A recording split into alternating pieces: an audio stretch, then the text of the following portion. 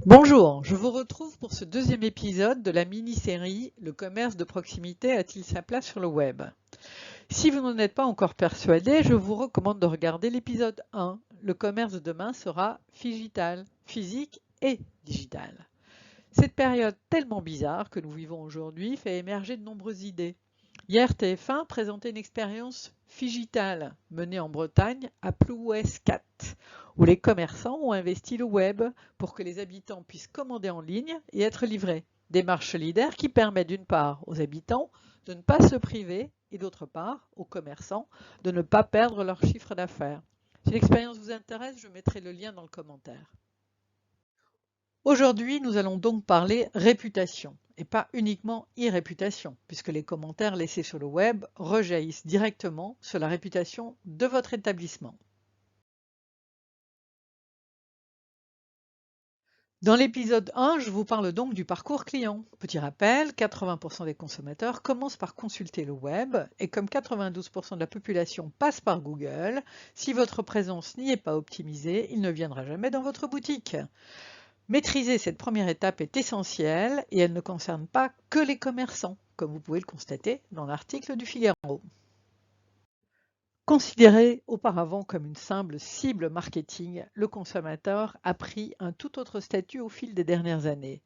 C'est le consommateur qui mène la danse. Informé, exigeant, décodant les discours, n'hésitant pas à utiliser tous les moyens technologiques à sa disposition pour faire entendre sa voix, le consommateur a inversé les rapports et mène la danse face aux commerçants.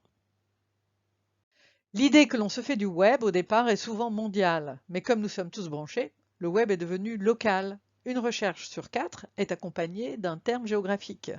Et s'il ne l'est pas, c'est Google qui nous géolocalise.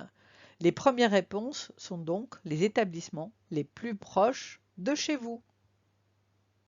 Faisons un petit point sur l'influence des avis. Les internautes s'intéressent autant aux avis positifs que négatifs.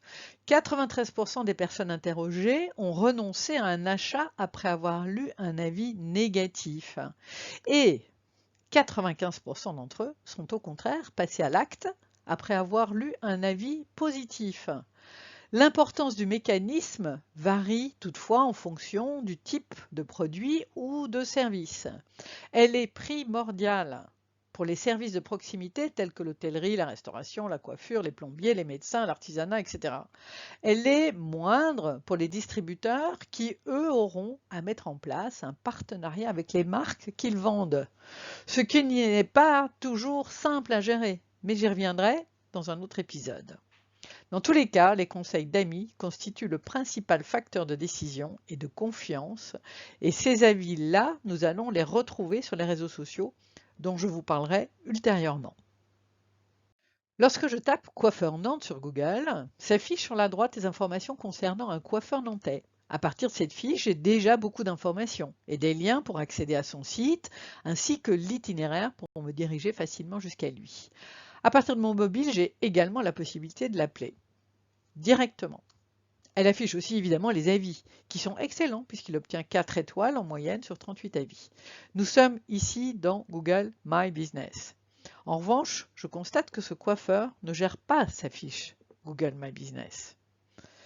Comment fonctionne Google My Business? Google importe les fichiers de toutes les entreprises dans le monde et ensuite c'est à chacun de prendre la main sur sa fiche. Il vous suffira de cliquer sur « Vous êtes le propriétaire de cet établissement » et de suivre les consignes. Si votre établissement ne s'affiche pas dans Google My Business, vérifiez si le nom de votre enseigne est le même que celui de votre entreprise. Êtes-vous enregistré au registre du commerce sous le même nom que celui de votre enseigne? Google met à votre disposition une vidéo qui explique clairement comment ajouter ou revendiquer un établissement sur Google My Business. Je mets le lien dans mon commentaire pour que vous puissiez y accéder facilement. Dans l'épisode suivant, je vous explique comment utiliser votre Google My Business pour optimiser votre présence et exploiter les fonctionnalités offertes pour faire la promotion de votre établissement. En attendant notre prochain rendez-vous, prenez la main sur votre fiche Google My Business et surtout, répondez à vos avis, bons et moins bons. Règle numéro 1, pas de polémique. Acceptez les critiques, servez-vous de ces commentaires pour améliorer votre offre.